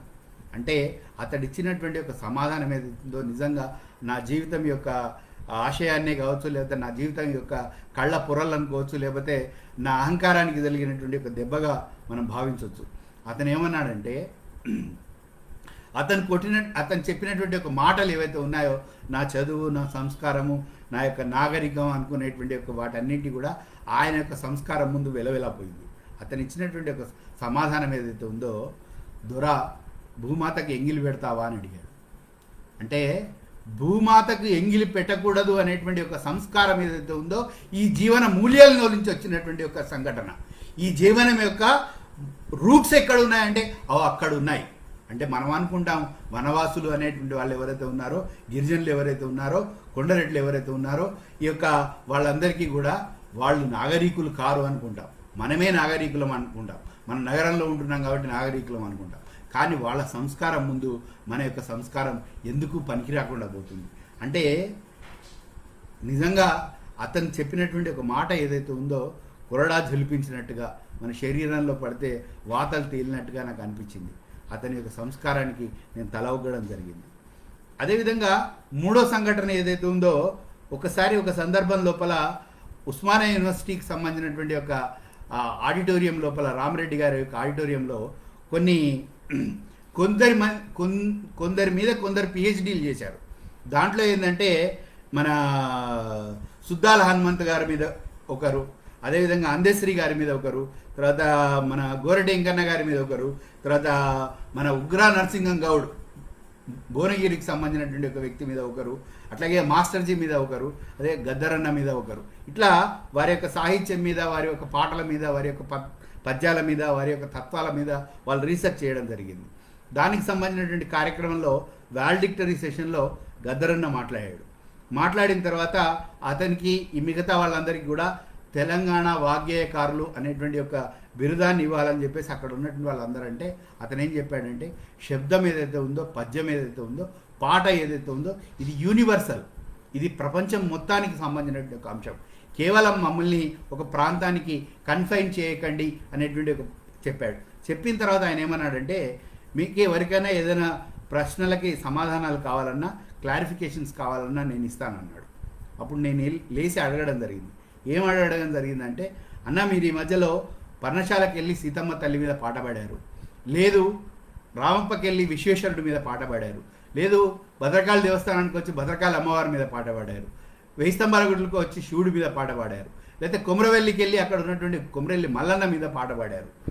మరి మీరు నిజంగా ఆస్తికులా నాస్తికులా అంటే అతను ఇచ్చినటువంటి ఒక సమాధానం ఏదైతే ఉందో, పర్ణశాలకు వెళ్తే సీతమ్మ తల్లిని చూసినప్పుడు ఆ సీతమ్మ తల్లి పడ్డటువంటి యొక్క ఆవేదన, ఆ సీతమ్మ తల్లి ఎవరైతే భూమిపుత్రిక పడ్డటువంటి యొక్క తన యొక్క జీవించినటువంటి యొక్క జీవన విధానం ఏదైతే ఉందో నన్ను కదిలించి వేసింది, నేను పాట పాడానని చెప్పాడు. అంటే నేను ఎందుకు చెప్తున్నానంటే, ఈ దేశంలో ఉండేటువంటి ఒక కర్కశ హృదయం కావచ్చు, పాషండ హృదయం కావచ్చు, రాయి లాంటి హృదయం కావచ్చు, వీటన్నిటినీ కూడా కరిగించేటువంటి యొక్క శక్తి ఏదైతే ఉందో సీతమ్మ తల్లి యొక్క పాతివ్రత్యానికి ఉంది. కాబట్టే ఈ దేశంలో మనం సీత, సావిత్రి, మండోదరి, తర్వాత కుంతి, అరుంధతి ఇట్లాంటి వాళ్ళందరినీ కూడా పూజనీయం చేస్తాం. ఇది కూడా ఒక రకమైనటువంటి ఒక స్వదేశీ భావనే. అంటే స్వదేశీ అనేటువంటిది ఏదైతే ఉందో కేవలం మనం వాడుకునేటువంటి ఒక వస్తువులు, లేకపోతే మనం వినియోగించేటువంటి ఒక ప్రోడక్ట్స్ లేదా యాప్స్, దీనికి సంబంధించినటువంటి ఒక అంశం కాదు. స్వదేశీ అనేటువంటిది ఏదైతే ఉందో మన యొక్క నరం లోపల, మన యొక్క ప్రతి రక్త కణం లోపల, మన యొక్క ఆలోచన విధానం లోపల గూడు కట్టుకున్నటువంటి ఒక భావన. కాబట్టే మన యొక్క దేశం లోపల ఉన్నటువంటి గొప్పతనం ఏంటంటే, ఇక్కడ మామూలుగా మన తల్లిదండ్రులు పాపం చేస్తే పుట్టాల, పుణ్యం చేస్తే పుట్టాం, పుణ్యకార్యం చేస్తే పుట్టాం. కాబట్టే స్వామి వివేకానందుడు అంటాడు, every soul is divine, every soul is omnipotent, every soul is omniscient, అమృతస్య పుత్ర అంటాడు. అంటే మన శరీరం లోపల, మన దేహంలో ఉండేటువంటి ఒక ప్రతి కణము కూడా ఇక్కడ ఉన్నటువంటి ఒక అమృత తత్వంతో నిండి ఉన్నటువంటి ఒక అదే. కాబట్టి ప్రతి కణం కూడా దైవత్వాన్ని సాధించడానికి అని చెప్పేసి ఇక్కడ ఉండేటువంటి ఒక అహర్హము శ్రమింపబడడం అనేటువంటిది ఏదైతే ఉందో, అందుగురించే శరీరంలో ఉండేటువంటి ఒక ప్రతి ఒక్క కణము, ప్రతి రక్త బొట్టు ఏదైతే ఏ విధంగా అయితే ఒక సంయమనంతో, తర్వాత కోఆర్డినేషన్తో, వాటి మధ్య సహకారంతో ఏ విధంగా అయితే శరీరానికి సంబంధించినటువంటి ఒక అవయవాలు పనిచేస్తాయో, అదేవిధంగా ఈ దేశానికి సంబంధించినటువంటి ఒక కోటాను కోట్ల ప్రజల యొక్క అస్తిత్వం ఏదైతే ఉందో, కోటాను కోట్ల యొక్క ఆలోచన విధానం ఏదైతే ఉందో, కోటాను కోట్ల యొక్క జీవన సరళి ఏదైతే ఉందో, జీవన మూల్యాలు ఏవైతే ఉన్నాయో, సంస్కృతి సాంప్రదాయాలు ఏవైతే ఉన్నాయో, ఇవన్నీ కూడా స్వదేశీకి సంబంధించినటువంటి ఒక భావన కిందికే వస్తాయి. కాబట్టి ఇప్పుడు మనం కొన్ని విషయాలను కనుక గమనించినట్టయితే, మనకు ఒక రకంగా చెప్పాలంటే ఈ యొక్క భావన విషయం లోపల మన యొక్క భావనకి విదేశీ భావనకి చాలా తేడా ఉంది. కాబట్టి మనం ఈ యొక్క ప్రకృతిని తల్లిగా మనం భావించినట్టయితే, వాళ్ళు ఏంటంటే మనం మాతృభూమి అంటాం, వాళ్ళు పితృభూమి అంటారు. మనకేమో ఇది దైవంతో సమానమైనటువంటి భూమి అయితే, వాళ్ళేమో భోగభూమి అనుకుంటారు, ఫాదర్ ల్యాండ్ అంటారు, లేకపోతే పితృభూమి అంటారు. కానీ ఇక్కడ ఉన్నటువంటి యొక్క విశేషం కనుక గమనించినట్టయితే, ఈ దేశం లోపల ఉండేటువంటి యొక్క భిన్నత్వంలో ఏకత్వం, ఈ దేశంలో ఉండేటువంటి యొక్క ఎన్నో రకాలైనటువంటి యొక్క భాషలు, ఈ దేశం లోపల ఉండేటువంటి యొక్క ఎన్నో రకాలైనటువంటి యొక్క ఆచార వ్యవహారాలు, ఈ దేశంలో ఉన్నటువంటి యొక్క ఎన్నో రకాలైనటువంటి యొక్క సాంప్రదాయాలు. అందుగురించే ఈ దేశంలో ప్రపంచంలో ఉన్నటువంటి యొక్క 6 ఋతువులు ఈ దేశంలో ఉన్నాయి. వేరే దేశంలో ఎక్కడ కూడా అయితే 6 నెలలు మంచుతో కప్పబడి ఉంటాయి, ఒక 6 నెలలు సూర్యుడి యొక్క సూర్యరశ్మి కూడా దొరకదు. కానీ ఇక్కడ సమశీతోష్ణమైనటువంటి ఒక పరిస్థితులు, ప్రపంచంలో ఉండేటువంటి ఒక ఎన్నో రకాలైనటువంటి ఒక మూలకాలు ఏవైతే ఉన్నాయో, ఎన్నో రకాలైనటువంటి ఒక జీవ వైవిధ్యం ఏదైతే ఉందో, ఫ్లోరా అండ్ ఫౌనా, ఇవన్నీ కూడా ఈ దేశంలో లభ్యమై ఉన్నాయి. దీని విషయం లోపల ఇంకొక చిన్న అంశం ఏదైతే ఉందో, మనం గమనించుకోవాల్సిన అంశం ఏదైతే ఉందో, ఈరోజు ఉన్నటువంటి యొక్క జియో పాలిటిక్స్ కావచ్చు, జియో ఎకనామిక్స్ కావచ్చు, జియో సోషల్కి సంబంధించినటువంటి ఒక ట్రెండ్స్లో కనుక గమనించినట్టయితే, ఈ యొక్క మల్టీనేషనల్ కంపెనీస్ లేదు ట్రాన్స్నేషనల్ కంపెనీస్ అవి చేస్తున్నటువంటి యొక్క వాడు చేస్తున్నటువంటి యొక్క దురాగతాలు కావచ్చు, దుశ్చర్యలు కావచ్చు, వీటన్నిటిని అర్థం చేసుకోవాలంటే నేను కొన్ని అంశాలను మీ ముందు ప్రస్తావన తీసుకురావాలని చెప్పేసి అనుకుంటున్నాను. అదేంటంటే, కేవలం ఒకే ఒక ఈస్ట్ ఇండియా అనేటువంటి ఒక కంపెనీ ఏదైతే ఉందో, వర్తకం పేరుతో, వ్యాపారం పేరుతో, వాణిజ్యం పేరుతో, ట్రేడ్, కామర్స్, ఇండస్ట్రీ పేరుతో ఈ దేశం లోపలికి అడుగుపెట్టింది. కేవలం బ్రిటిష్ వాళ్ళే కాదు, బ్రిటిష్ వాళ్ళతో పాటుగా డచ్ వాళ్ళు వచ్చారు, పోర్చుగీస్ వాళ్ళు వచ్చారు, ఫ్రాన్స్ వాళ్ళు వచ్చారు, ఇంకెవరో రకరకాలైనటువంటి వ్యక్తులు వచ్చారు. వాళ్ళు దేంతో వచ్చారు? వ్యాపారం పేరుతో వచ్చారు. కానీ వాళ్ళు ఎస్టాబ్లిష్ చేసుకున్నటువంటి యొక్క సామ్రాజ్యాలని కొన్ని వందల సంవత్సరాలు పరిపాలించారంటే అర్థం చేసుకోవాల్సినటువంటి ఒక పాయింట్ ఏంటంటే, ఇక్కడ ఈ కామర్స్, ట్రేడ్, వాణిజ్యము వీటన్నిటికీ కూడా స్వదేశీ భావనకి, స్వాతంత్రానికి, స్వేచ్ఛకు ముడిపడి ఉన్నాయి, లింక్ అయి ఉన్నాయి. వీటిని మనం జాగ్రత్తగా గమనించినట్టయితే, ఈరోజు ఈ ఈస్ట్ ఇండియా కంపెనీ లాంటి యొక్క ఎన్నో వందల కంపెనీలు ఈరోజు భారతదేశం లోపల వాణిజ్యం చేస్తున్నాయి. చేసుకోవద్దు, దాంట్లో తప్పేం లేదు, దాంట్లో ఏం పొరపాటేం లేదు. కానీ అవి చేస్తున్నటువంటి ఒక ముసుగు ఏదైతే ఉందో, ఇప్పుడు సపోజ్ మీకు ఒక ఉదాహరణ చెప్తాను. ఆ ఉదాహరణ ఏంటంటే, హిందుస్థాన్ లివర్ అనేటువంటి ఒక కంపెనీ ఉంది. అది ఏ దేశానికి వెళ్తే ఆ దేశం యొక్క ముసుగు వేసుకుంటుంది, ఆ దేశం యొక్క పేరు పెట్టుకుంటుంది. ఆ దేశం లోపల ఉండేటువంటి యొక్క మిగతా కంపెనీల కంటే మేమే పతివ్రతలము, మేమే ఈ దేశానికి సంబంధించినటువంటి ఒక రూట్స్లో ఉన్నటువంటి వాళ్ళము అనేటువంటి ఒక దాన్ని మనకు అందిస్తుంది. అంటే ఉదాహరణకి నేను ఎందుకు చెప్తున్నానంటే, విజ్ఞులైనటువంటి ఒక పెద్దలకి ఎక్కువ చెప్పాల్సిన అవసరం లేదు. దాన్ని మనం అరటిపండు మన ఒలిచిపెట్టినట్టుగా చెప్పాల్సిన అవసరం లేదు. కాబట్టి ఒక అంశం నేను జస్ట్ అగ్రెసివ్ మార్కెటింగ్ అనేటువంటి ఏదైతే ఉందో ఈరోజు దేశం లోపల జరుగుతున్నటువంటి ఒక విషయం లోపల ఒక అంశం చెప్తాను నేను. అదేంటంటే, ఒకప్పుడు మనకి 10 సంవత్సరాల క్రితం, 20 సంవత్సరాల క్రితం, 30 సంవత్సరాల క్రితం మనల్ని ఎద్దేవా చేసేవాళ్ళు. ఎవరు? కాల్గేట్ కంపెనీ వాడు. ఏమని ఎద్దేవా చేసేవాడు? మీ యొక్క ఉప్పుతో కడుక్కుంటే మొహానికి సంబంధించినటువంటి ఒక పాచి పోతుందా, లేదు బొగ్గుతో కడుక్కున్నట్టయితే ఆ మన పండ్లకు పట్టినటువంటి ఒక గార పోతుందా, లేదు ఇక్కడ ఉన్నటువంటి ఒక నుసితో, లేకపోతే పండ్ల పుల్లతో, లేకపోతే ఇక్కడ ఉన్నటువంటి యొక్క ఉత్తరేణి పుల్లతో మిగతా వాటితో తోముకుంటే మీ యొక్క ఆ యొక్క మన నోటిలో ఉన్నటువంటి ఒక మలినాలు పోతాయా, మాలిన్యాలు పోతాయా అని మనల్ని ఎద్దేవా చేసేవాడు. కానీ ఈరోజు మళ్ళీ అదే కాల్గేట్ కంపెనీ మీ యొక్క పేస్ట్లో ఉప్పు ఉందా, మీ యొక్క పేస్ట్లో బొగ్గుందా, కోలుందా అని అడుగుతుంది. ఎందుకు అడుగుతుంది అంటే, దాని యొక్క అగ్రెసివ్ మార్కెటింగ్ స్ట్రాటజీ లోపల ఈరోజు ఒకే ఒక భారతదేశంలో వచ్చినటువంటి ఒక కంపెనీ ఏదైతే ఉందో, పతంజలి ప్రోడక్ట్స్ అనేటువంటి ఒక పేరుతో దంతక్రాంతి అనేటువంటి ఒక ప్రోడక్ట్ని తీసుకొస్తే ఒకే దెబ్బతో కొన్ని వందల ప్రోడక్ట్స్ని దెబ్బకొట్టగలిగినటువంటి ఒక శక్తి, అస్తిత్వం ఇక్కడ ఉన్నటువంటి ఒక కంపెనీలకు ఉన్నటువంటి ఒక శక్తి. కాబట్టి ఒక పతంజలి అనేటువంటి ఒక ప్రోడక్ట్స్ ఏవైతే ఉన్నాయో, ఇక్కడ ఉన్నటువంటి ఒక ఫాస్ట్ కన్జ్యూమర్ మూవింగ్ ప్రోడక్ట్స్ లోపల మనం రోజు ఉదయం లేచిన దగ్గర నుంచి రాత్రి పడుకునేటువంటి వరకు ఉండేటువంటి ఒక ప్రోడక్ట్స్ విషయం లోపల దెబ్బ కొట్టినటువంటి ఒక విషయాన్ని మనం గమనించవచ్చు. ఎందుకు చెప్తున్నానంటే, ఈ దేశంలో కొన్ని ఉన్నాయి, వాటివి టైం టెస్టెడ్కి సంబంధించినటువంటి ఒక అంశాలు కాబట్టి అవి ఈరోజు ప్రపంచం మొత్తం కూడా విశ్వసించగలుగుతుంది. ఇప్పుడు ఉన్నటువంటి యొక్క ఈ జంక్చర్లో నిజంగా కూడా మనం ఆలోచించినట్టయితే చాలా చక్కటి విషయాలను కూడా మనం అవగతం చేసుకోవచ్చు. ఎందుకంటే కరోనా రాకముందు, కరోనా వచ్చిన తర్వాత జరిగినటువంటి విషయాలను గమనించినట్టయితే మనం సంబోధించుకునేటువంటి ఒక నమస్కారం యొక్క విశేషం ఏదైతే ఉందో, విదేశస్తులు ఇచ్చుకునేటువంటి ఒక షేక్ హ్యాండ్ని రీప్లేస్ చేసింది. ఇవాళ అందరూ కూడా నమస్కారం అంటున్నారు, ప్రణామాలు అంటున్నారు. ఎందుకంటున్నారు? చేతులు ఏవైతే ఉన్నాయో అవి పరిశుభ్రంగా ఉంచుకోవాలని చెప్తున్నారు. లేకపోతే ఇక్కడ ఉన్నటువంటి ఒక మడి కావచ్చు, ఆచారం కావచ్చు, సాంప్రదాయం కావచ్చు, వాటన్నిటిని ఒకప్పుడు ఎద్దేవా చేశారు. కానీ ఈరోజు ఉన్నటువంటి ఒక పరిస్థితి ఏంటి? వాటిని అన్నిటిని కూడా ప్రపంచం కూడా గౌరవిస్తోంది.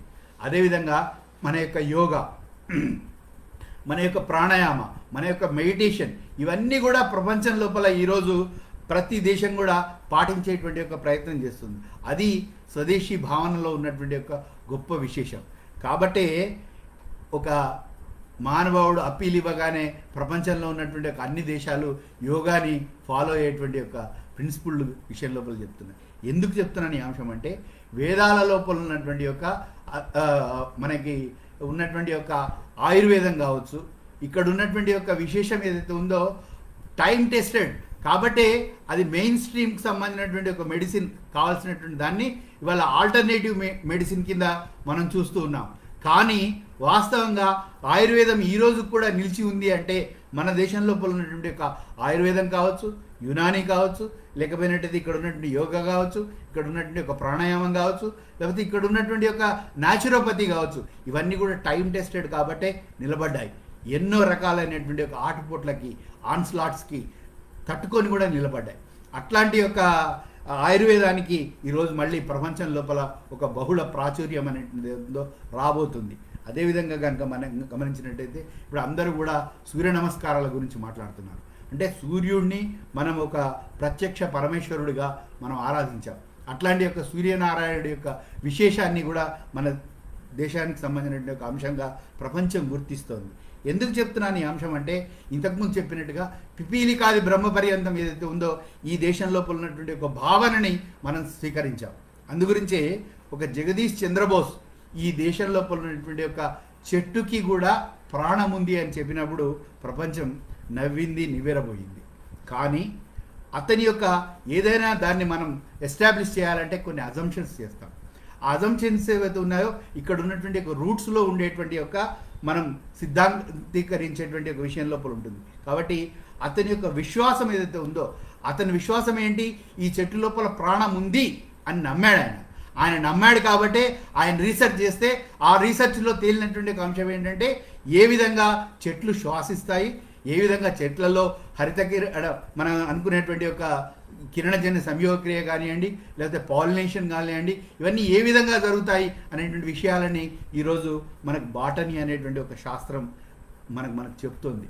కాబట్టి ఈ దేశం లోపల దేన్ని కూడా ఎప్పుడు కూడా మనం తక్కువ చేయలేదు. కాబట్టి ఇక్కడ ఉన్నటువంటి యొక్క ఆ చెట్టుని కూడా మనం దేవుడిగా ఆరాధించాం. కాబట్టి ఒక వేప చెట్టు, ఒక రాళ్ళ చెట్టు, లేదా ఒక మర్రి చెట్టు, లేదా ఒక తులసి చెట్టు, లేదా ఒక మన శివుడిని కొలిచేటువంటి ఒక దళాలు ఏవైతే ఉన్నాయో ఆ రకమైనటువంటి ఒక చెట్లు, వీటన్నిటినీ కూడా మనం ఒక దేవతా వృక్షాలుగా మనం భావించి వాటిని మనం కొలిచాం. అంటే ఎందుకంటే మన యొక్క సుఖ సంతోషాల గురించి అవి మనకి ఇస్తున్నటువంటి ఒక అంశాన్ని. ఆ రకంగా ప్రతి విషయం కూడా ఈ దేశం లోపల ఉన్నటువంటి యొక్క స్వదేశీతో ముడిపడినటువంటి ఒక అంశం. ఇక్కడ మనం ఒక్క విషయం కనుక ఆలోచించినట్టయితే ఈ దేశంలో ఇప్పుడు ప్రపంచం మొత్తం లోపల కూడా చైనాకు సంబంధించినటువంటి ఒక రకమైనటువంటి ఒక రోగ్ నేషన్కి సంబంధించినటువంటి ఒక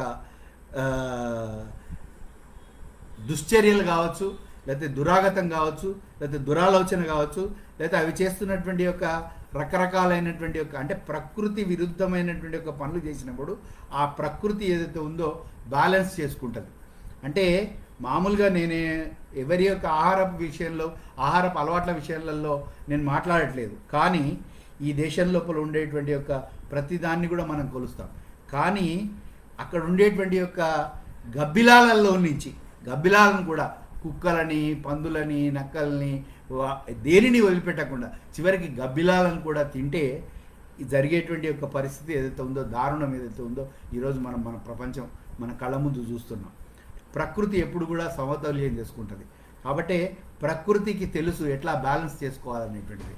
ఎప్పుడెప్పుడైతే ఈ ప్రపంచం లోపల భూమి యొక్క భారం పెరుగుతుందో అప్పుడు భూకంపాలు వస్తాయి, లేకపోతే ఫెమైన్ వస్తుంది, లేకపోయినట్టయితే సునామీలు వస్తాయి, వరదలు వస్తాయి. ఈ విధంగా వచ్చి ఈ దేశం లోపలే కాదు ప్రపంచంలో మొత్తం ఉన్నటువంటి యొక్క పాప భారాన్ని తుడిచివేసి మళ్ళీ దాన్ని ధర్మం పట్ల చేసుకునేటువంటి ఒక భావన ఉంటుంది. కాబట్టి భారతదేశంలో ఏంటంటే మనకి 4 చతుర్విధ పురుషార్థాలు చెప్తారు. అదేంటంటే ధర్మ, అర్థ, కామ, మోక్ష. అంటే ఈ దేశం లోపల ప్రతి దాని గురించి కూడా ఆలోచించారండి. ఆలోచించినటువంటి ఒక విషయం లేదు. కాబట్టి ముని అయ్యారు, ద్రష్ట అయ్యారు. మనకి కొన్ని రకాలైనటువంటి ఒక శాస్త్రాలు ఉన్నాయి. ఆ శాస్త్రాలు కనుక మనం తీసుకున్నట్టయితే ఒక గౌతముడు చెప్పినటువంటి ఒక న్యాయం కావచ్చు, లేదా ఒక కపిలుడు చెప్పినటువంటి ఒక సాంఖ్యం కావచ్చు, లేకపోయినట్టయితే ఈ దేశం లోపల ఏంటంటే ఒక వాత్సాయనుడు చెప్పినటువంటి ఒక కామశాస్త్రం కావచ్చు. ప్రతి ఒక్క శాస్త్రాన్ని కూడా హోలిస్టిక్ అప్రోచ్తో అధ్యయనం చేసి దాని యొక్క పీక్, దాని యొక్క ఫైనెస్ట్ ఆఫ్ ద థింగ్కి వెళ్ళినటువంటి వాళ్ళు భారతీయులు. దానికి ఉదాహరణగా నేను ఒక అంశం చెప్తాను. అదేంటంటే చాణక్యుడు ఇచ్చినటువంటి ఒక అర్థశాస్త్రం.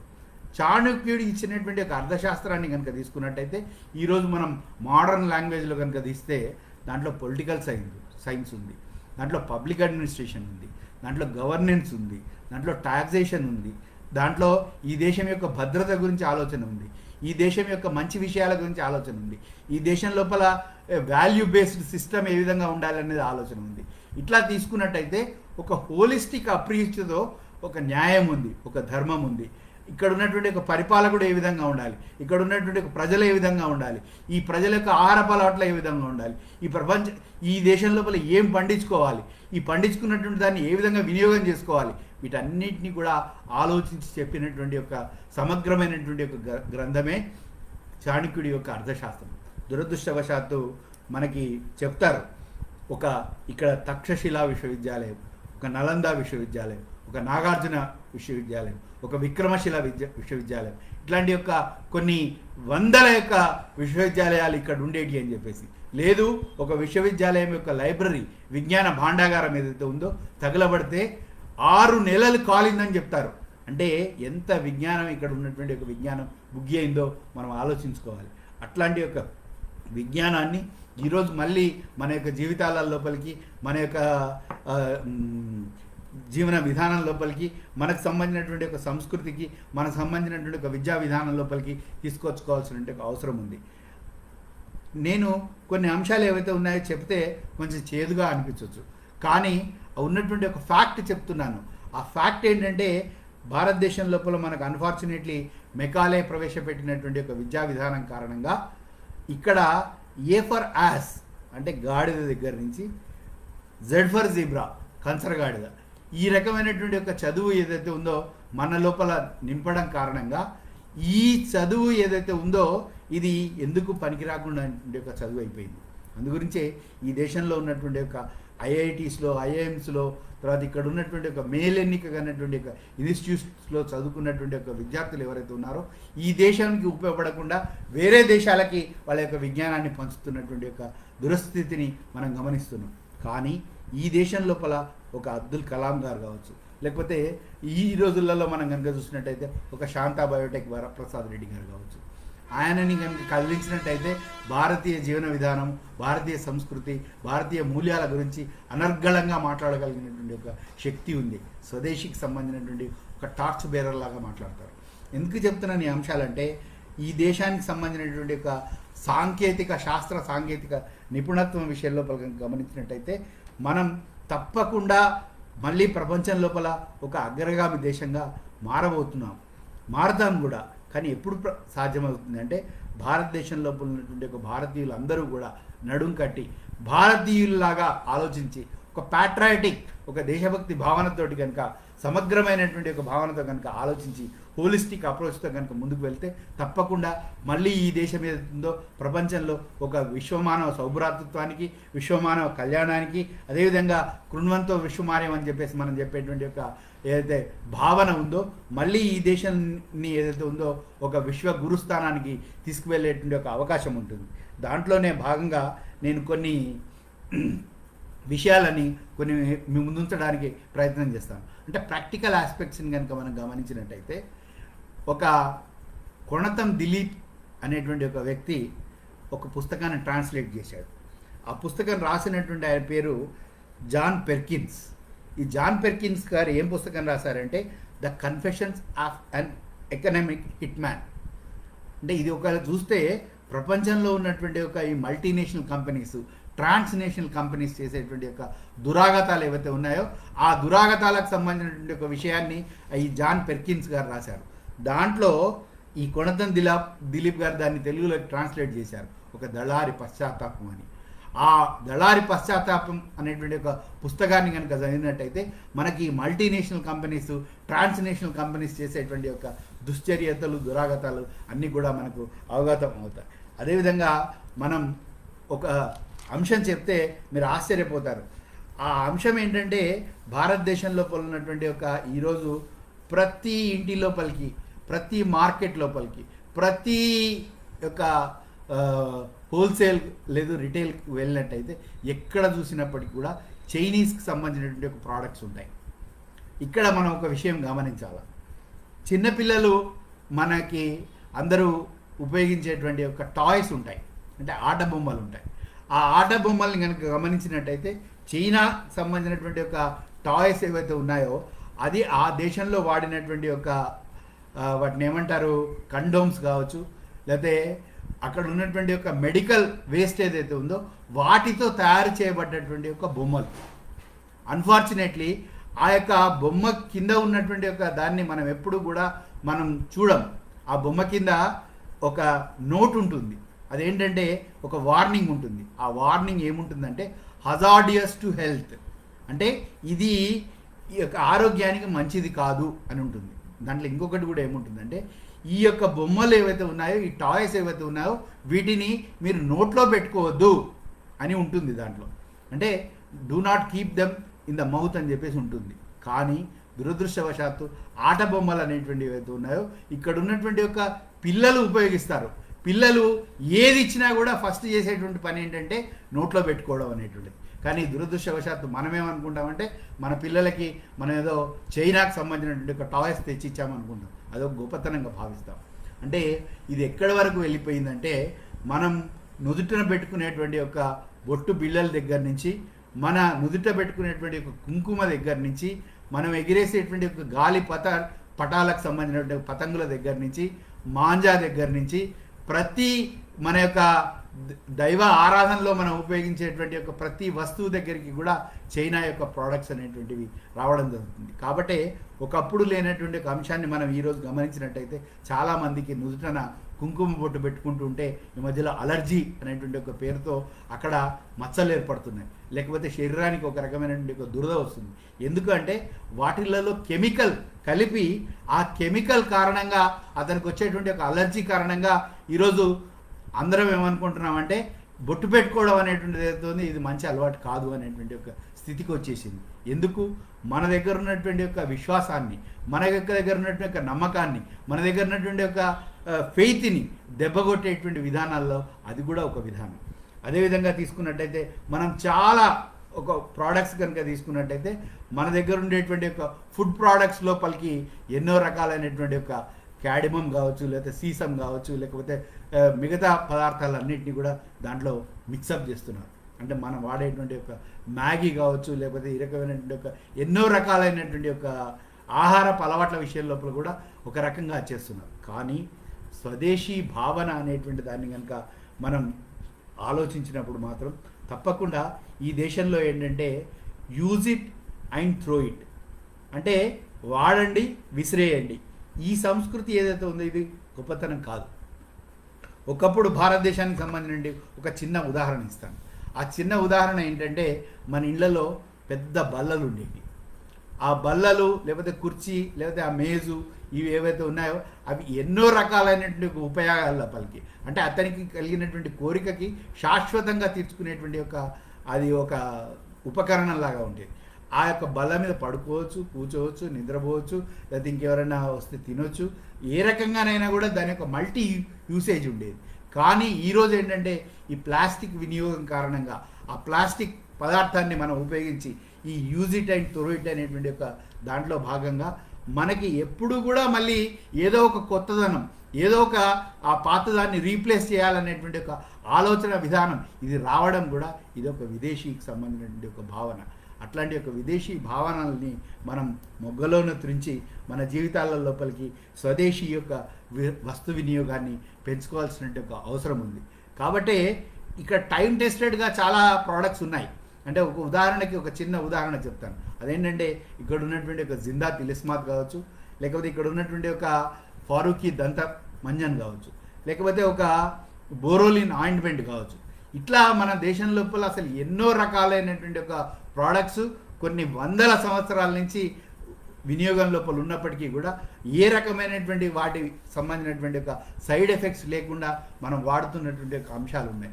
వాటిని అట్లాంటి వాటిల లోపల ఉన్నటువంటి ఒక గొప్పతనాన్ని తీసుకుంటే ప్రపంచంలో ఈరోజు పసుపును ఒకరిని పేటెంట్ చేసుకుంటాడు, నీమ్ను ఒక ఆయన పేటెంట్ చేసుకుంటాడు, లేకపోతే ఒక ఇక్కడ ఉన్నటువంటి ఒక గార్లిక్ అంటే సంబంధించినటువంటి ఒక వాటిని ఇంకొకటి పేటెంట్ చేసుకుంటాడు, లేకపోతే ఈ దేశంలో ఉపయోగించేటువంటి ఒక మనం అల్లం ఏదైతే ఉందో, అంటే మన యొక్క ఈ యొక్క వంటగది లోపల ఉండేటువంటి యొక్క ఏవైతే వెచ్చాలు ఉన్నాయో మిరియాలు కావచ్చు, లేకపోతే ఇక్కడ ఉండేటువంటి ఒక శొంఠి కావచ్చు, లేకపోతే ఇక్కడ ఉండేటువంటి ఒక జీలకర్ర కావచ్చు, లేకపోతే అల్లం కావచ్చు, ఇవన్నీ కూడా ప్రపంచంలో మనకు చెప్పినట్టుగా అమంత్రం అక్షరం నాస్తి, అంటే మంత్రానికి పనికిరానటువంటి ఒక అక్షరం లేదు. అట్లాగే వైద్యానికి పనికిరానటువంటి ఒక చెట్టు కూడా లేదు.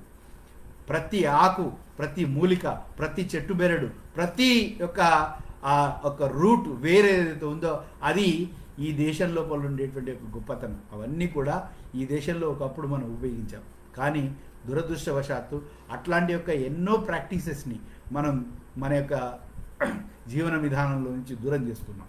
కాబట్టి మళ్ళీ ఒక్కసారి మనం మన యొక్క జీవన విధానం లోపలికి స్వదేశీ జీవన విధానాన్ని తీసుకొచ్చుకునేటువంటి ఒక ప్రయత్నం చేయాల్సినటువంటి ఒక అవసరం ఉంది.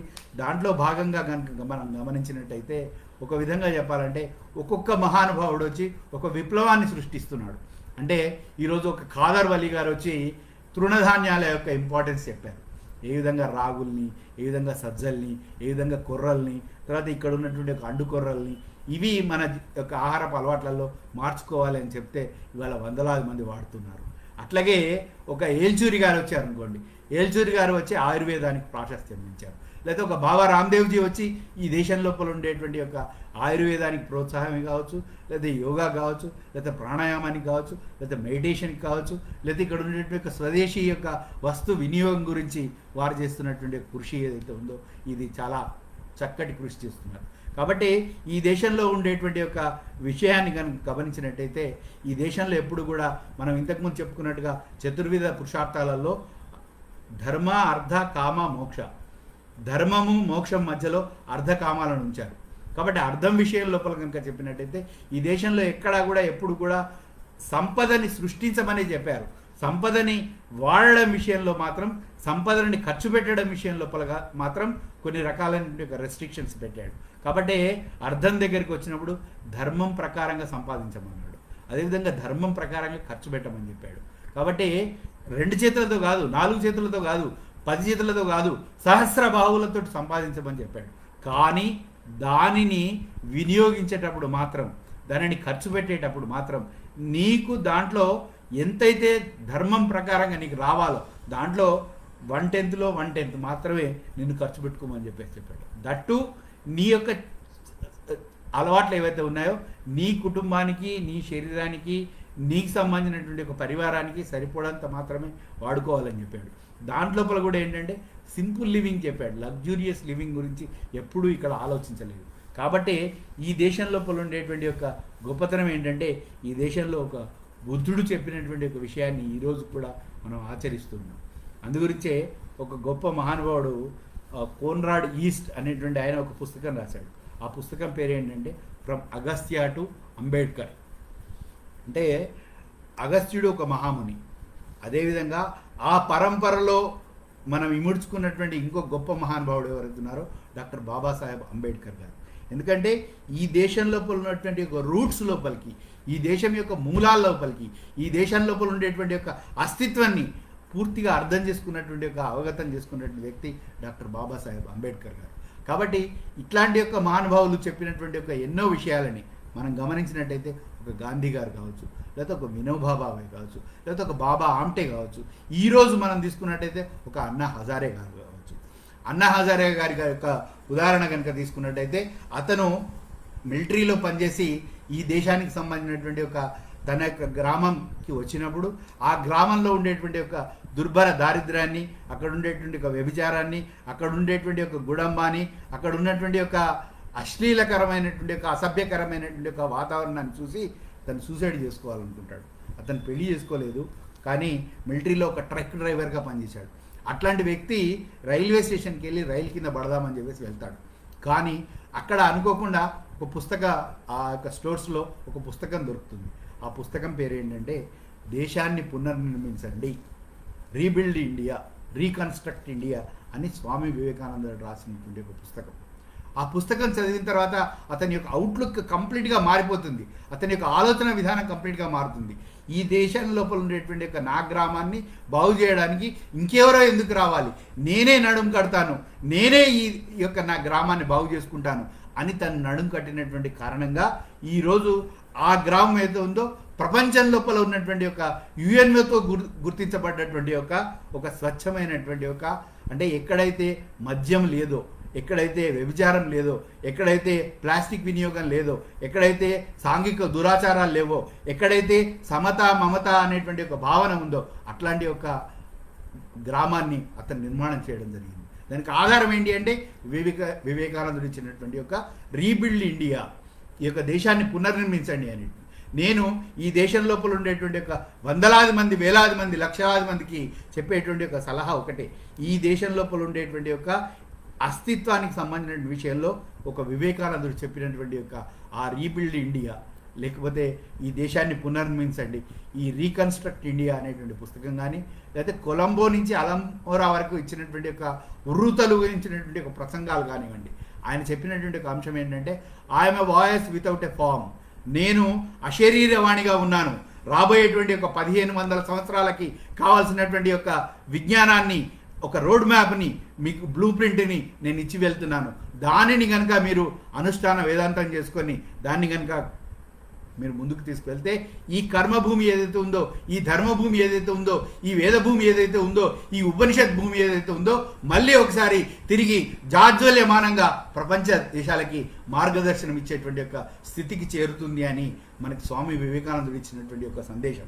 అదేవిధంగా కనుక మనం తీసుకున్నట్టయితే ఈ దేశం లోపల ఉండేటువంటి యొక్క పొదుపు, థ్రిఫ్ట్ ఏదైతే ఉందో, అదేవిధంగా వికేంద్రీకరణ కావచ్చు, లేకపోతే గ్రామాభ్యుదయం కావచ్చు, ఈ యొక్క దేశం లోపల ఇచ్చినటువంటి ఒక్కొక్క మహానుభావుడు ఒక్కొక్క రకమైనటువంటి ఒక మోడల్ని నిలబెట్టి వెళ్ళాడు.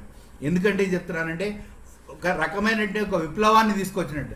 వినోబా భావే గారిని కనుక తీసుకున్నట్టయితే ల్యాండ్ పూలింగ్ చేసి ఈ దేశం లోపల ఉండేటువంటి ఎందరో మంది ఒక భూస్వాముల దగ్గర ఉన్నటువంటి ఒక భూమిని వాళ్ళ దగ్గర నుంచి దానం తీసుకొని ఆ దానాన్ని మళ్ళీ ఇక్కడ ఉన్నటువంటి యొక్క వినియోగించుకునేటువంటి వ్యక్తుల మధ్యలో ఆయన పంచడం జరిగింది. అట్లా మనం తీసుకున్నట్టయితే ప్రతి విషయం లోపల ఇక్కడ ఉన్నటువంటి ఒక గ్రంథాలు కావచ్చు, ఇక్కడ ఉన్నటువంటి ఒక మహాపురుషులు కావచ్చు, ఇక్కడ ఉన్నటువంటి ఒక ప్రతి చెట్టు పుట్ట కూడా మనకి మార్గదర్శనం చేసేటువంటి స్థితిలో ఉన్నాయి. కాబట్టి వాటి ఆధారంగా మనం ముందుకు వెళ్ళాలని చెప్పేసి నేను కోరుకుంటున్నాను. అయితే ఇక్కడ మనం ఇప్పుడు ఉన్నటువంటి ఒక ఇమ్మీడియట్ ఎఫెక్ట్ని కనుక మనం చూసుకున్నట్టయితే చైనా ఒక పక్కం పడి డోక్లాంలో ఏం చేసిందో మనకు తెలుసు. లేదు వన్ రోడ్ ఓఆర్ఓపి అనేటువంటి ఒక పేరుతో, లేకపోతే సిపెక్లో అది చేస్తున్నటువంటి ఒక దురాగతాలు తెలుసు. లేదా మొన్నటి వరకు అరుణాచల్ ప్రదేశ్లో ఏం చేసిందో తెలుసు. లేకపోతే నిన్నగాక మొన్న లద్దాఖ్లో ఏం చేసిందో తెలుసు. అట్లాంటి ఒక చైనా యొక్క వస్తు వినియోగం ఏదైతే ఉందో భారతదేశంలో ముఖ్యంగా ఎలక్ట్రానిక్స్ రంగంలో కానీ, లేదా మొబైల్కి సంబంధించినటువంటి ఒక వాటిలలో కానీ, లేకపోతే మనం ఉపయోగించే టిక్ టాక్లలో కానీ, లేకపోతే హలో అనేటువంటి ఒక యాప్స్లో కానీ ఎన్నో రకాలైనటువంటి ఒక మనం వినియోగం చేయడం కారణంగా అక్కడ ఉన్నటువంటి ఒక ప్రజలకి, అక్కడ ఉన్నటువంటి ఒక వాళ్ళకి నిరుద్యోగం లేకుండా వాళ్ళకి ఉద్యోగం లభిస్తుంది. కానీ అదే కారణంగా భారతదేశంలో కొన్ని వందలాది వేలాది కుటుంబాలు ఏవైతే ఉన్నాయో నిరాశ్రయులైపోయి, నిరుద్యోగులైపోయి ఏం పని చేయాలో తేలిక ఉన్నటువంటి ఒక స్థితిలో ఉన్నారు. అట్లాంటి వాళ్ళకి మనం ఆశ్రయం కల్పించాలన్నా, లేకపోతే వాళ్ళకి ఉద్యోగం కల్పించాలన్నా, ఈ దేశం లోపల ఉండేటువంటి ఒక స్వావలంబన దిశగా మనం ముందుకు వెళ్ళాలన్నా కూడా ఈ దేశం యొక్క ప్రోడక్ట్స్ని నిన్నగాక మనం చూసాం. టాటా అనేటువంటి ఒక కంపెనీ ఎవరైతే ఉన్నారో కొన్ని వేల కోట్ల రూపాయలని కోవిడ్ విషయం లోపల ఖర్చు పెట్టింది. ఎందుకు ఖర్చు పెట్టింది అంటే ఈ భారతీయుల పట్ల ఉండేటువంటి ఒక మమకారం, ఈ భారతీయుల పట్ల ఉండేటువంటి ఒక కార్పొరేట్ సోషల్ రెస్పాన్సిబిలిటీ, ఈ భారతీయుల పట్ల ఉండేటువంటి ఒక సహజమైనటువంటి ఒక మిత్రత్వమైనటువంటి భావన, ఒక సహజమైనటువంటి ఒక బంధుత్వమైనటువంటి ఒక భావన, వీళ్ళందరూ కూడా ప్రొటెక్ట్ కాపాడాలి అని వాళ్ళు అన్ని వేల కోట్ల రూపాయలు మనం ఖర్చు పెడుతుంటే మనం అట్లాంటి ఒక టాటా ఒక ప్రోడక్ట్స్ని ఏవైతే ఉన్నాయో వినియోగం చేసుకోకుండా మనం చైనాకు సంబంధించినటువంటి ఒక వస్తు వినియోగం కనుక చేసినట్టయితే అది ఈ దేశానికి తప్పకుండా చెడు జరుగుతుంది తప్ప మంచి జరగదు. కాబట్టి ఈ దేశం లోపల ఒక బాబా రామ్దేవ్ గారి యొక్క పతంజలి ప్రోడక్ట్స్ కావచ్చు, లేకపోతే ఈరోజు డాబర్కి సంబంధించిన ప్రోడక్ట్స్ కావచ్చు, లేకపోతే టాటాకి సంబంధించిన ఒక ప్రోడక్ట్స్ కావచ్చు, లేకపోతే ఒక రవిశంకర్ గురూజీ తయారు చేస్తున్నటువంటి ఒక ప్రోడక్ట్స్ కావచ్చు, లేకపోతే ఒక పరిపూర్ణానంద స్వామీజీ తయారు చేస్తున్నటువంటి ఒక ప్రోడక్ట్స్ కావచ్చు, ఈ విధంగా దేవల్పారాలో జరుగుతున్నటువంటి ఒక ప్రోడక్ట్స్ కావచ్చు, లేకపోతే రకరకాలైనటువంటి ఒక ఆసారాం బాపు ఏదైతే, లేకపోతే దయాల్ బాగులో జరుగుతున్నటువంటి ఒక ఈ విధంగా ఎన్నో రకాలైనటువంటి ఒక ఈ దేశం లోపల ఉండేటువంటి ఒక వితంతులు కావచ్చు, నిస్సహాయులు కావచ్చు, లేదా ఎవరైతే తయారు చేస్తున్నారో అట్లాంటి యొక్క ప్రోడక్ట్స్ యొక్క వినియోగాన్ని మన యొక్క నిత్య జీవితం లోపలికి తెచ్చుకున్నట్టయితే మన యొక్క స్వదేశీకి సంబంధించినటువంటి ఒక కంపెనీస్ని కానివ్వండి, లేకపోతే ఇక్కడ ఉన్నటువంటి కిరాణా మార్కెట్లను కానివ్వండి, లేకపోతే ఇక్కడ ఉన్నటువంటి ఒక వాటన్నింటిని కూడా మనం ప్రొటెక్ట్ చేసుకునేటువంటి ఒక అవకాశం ఉంటుంది. కాబట్టి అట్లాంటి యొక్క మహోత్కృష్టమైనటువంటి ఒక భావనని మన యొక్క హృదయాలలో నింపుకుందాం. చిట్టచివరి అంశం ఏదైతే ఉందో, కొన్ని ప్రోడక్ట్స్ ఏవైతే ఉన్నాయో ఇప్పటికీ కూడా కొన్ని వందల సంవత్సరాల నుంచి మన యొక్క హృదయం లోపల నిలిచిపోయినటువంటి ప్రోడక్ట్స్ ఉన్నాయి. అంటే ఒక రకంగా మనం తీసుకుంటే మైసూర్ శాండిల్ సోప్ ఉంది. మైసూర్ శాండిల్ సోప్ అనేటువంటిది ఏదైతే ఉందో దాని యొక్క ఫ్రాగ్రెన్స్ కావచ్చు, దాని లోపల ఉండేటువంటి యొక్క ఆ గంధం యొక్క అది కావచ్చు, అది మన శరీరానికి మంచి చేస్తుంది, ఆ శరీరం లోపల సుగంధాన్ని ఇస్తుంది, ఆ శరీరం లోపల కావాల్సినటువంటి యొక్క మలినాలను తీసేటువంటి యొక్క శక్తి ఉంది. అదేవిధంగా మన దేశం లోపల ఉండేటువంటి యొక్క వస్తు వినియోగంలో కనుక తీసుకున్నట్టయితే మనం దేవుడిని కొలవడానికి వెళ్ళినా, లేదా మన యొక్క ఇంట్లో వంటింటి లోపల మనం వాడేటువంటి యొక్క ప్రోడక్ట్స్ కనుక చూసినట్టయితే ఒక అగరబత్తులు కావచ్చు, లేకపోతే ధూపం కావచ్చు, లేకపోతే స్టిక్ కావచ్చు, వీటన్నిటినీ కూడా విదేశీ వాటితో కాకుండా స్వదేశీకి సంబంధించినటువంటి, సపోజ్ అరబిందో సొసైటీకి సంబంధించినటువంటి ఒక ప్రోడక్ట్స్ ఉంటాయి, చక్కటి సుగంధాన్ని ఇచ్చేటువంటి ఆ యొక్క ఊదుబత్తీలు ఉంటాయి, ఆ రకమైనటువంటి చక్కటి ఫ్రాగ్రెన్స్ వస్తుంది. సో ఈ రకమైనటువంటి ఒక ప్రోడక్ట్స్ని మన యొక్క నిత్య జీవితం లోపలికి తీసుకొచ్చుకోవాల్సిన అవసరం ఉంది. అదేవిధంగా నేను మీ అందరికీ మనవి చేసుకునేది ఏంటంటే, ఈరోజు సోషల్ మీడియా లోపల చైనా యొక్క వస్తు వినియోగాన్ని అరికట్టాలని చెప్పేసి చైనాకు సంబంధించినటువంటి యొక్క ఆ ప్రోడక్ట్స్ని ఏవైతే ఉన్నాయో మనం వినియోగించొద్దని, దానికి సంబంధించినటువంటి ఒక రకరకాలైనటువంటి ఒక యాప్స్ కావచ్చు, రకరకాలైనటువంటి ఒక స్వదేశీ విదేశీ ప్రోడక్ట్స్ యొక్క లిస్టులు కావచ్చు, లేకపోతే సర్వీసెస్ కావచ్చు, లేకపోతే టెక్నాలజీ కావచ్చు, ఎన్నో రకాలైనటువంటి ఇన్ఫర్మేషన్ మనకు వస్తుంది. నినాక మొన్న ఒక గొప్ప మహానుభావుడు అతను ఇచ్చినటువంటి ఒక పిలుపు కారణంగా దేశంలో లక్షలాది మంది ఒకటేసారి ఈ రిమూవ్ చైనా యాప్స్ అనేటువంటి దాన్ని అందరూ డౌన్లోడ్ చేసుకున్నారని చెప్తున్నారు.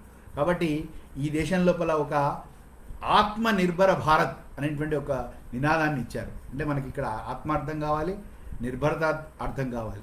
ఆ రకంగా ఆత్మనిర్భర భారత్ నిర్మాణం చేసుకోవాలి కనుక గమనించినట్టయితే ఈ యొక్క దేశంలో స్వదేశీ స్వావలంబన అనేటువంటి ఒక ఉద్యమం జరుగుతుంది. అంటే ఈ దేశం సెల్ఫ్ సఫిషియెంట్గా, సెల్ఫ్ సస్టైన్డ్గా ఉండాలి అని అంటే ఆ స్వావలంబనకు సంబంధించినటువంటి దిశగా మనం ముందుకు వెళ్ళాలి.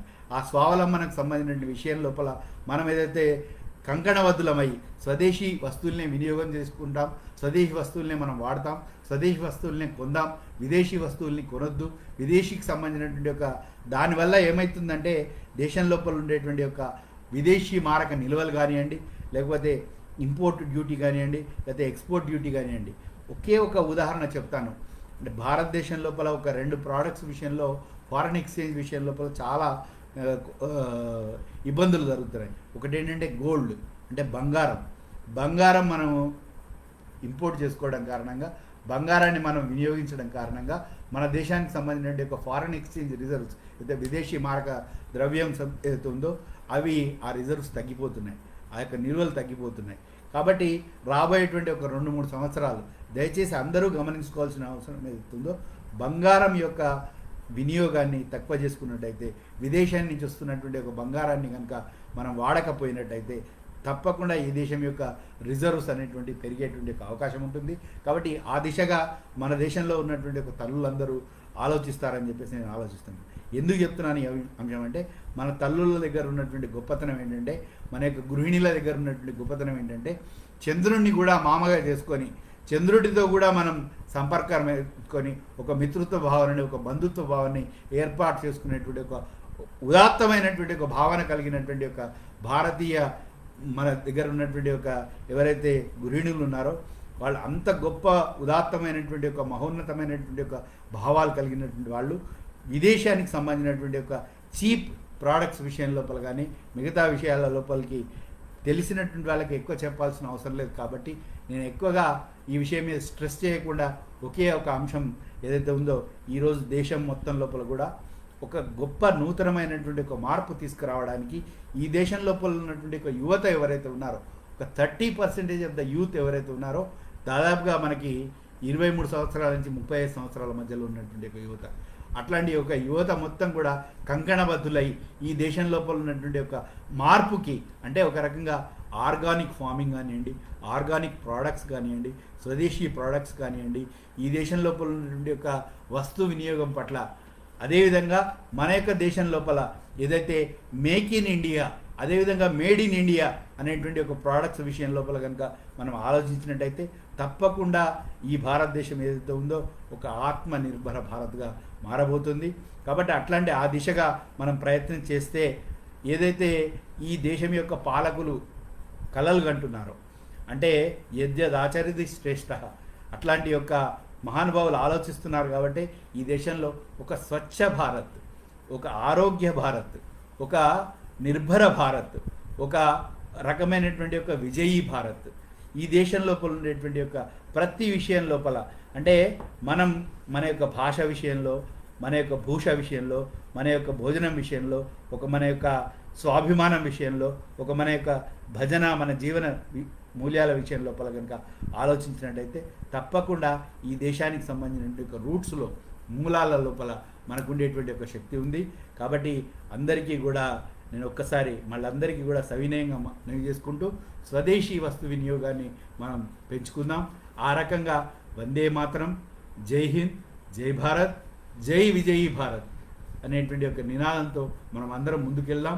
మన దేశంలో జరుగుతున్నటువంటి యొక్క ఈ స్వావలంబన ఏదైతే డిజిటల్ క్యాంపెయిన్ జరుగుతుందో దానికి కూడా మీరందరూ కూడా సహకరిస్తారని కోరుకుంటూ అందరికీ నమోవకాలు తెలుపుతూ సెలవు తీసుకుంటున్నాను. ధన్యవాదాలు.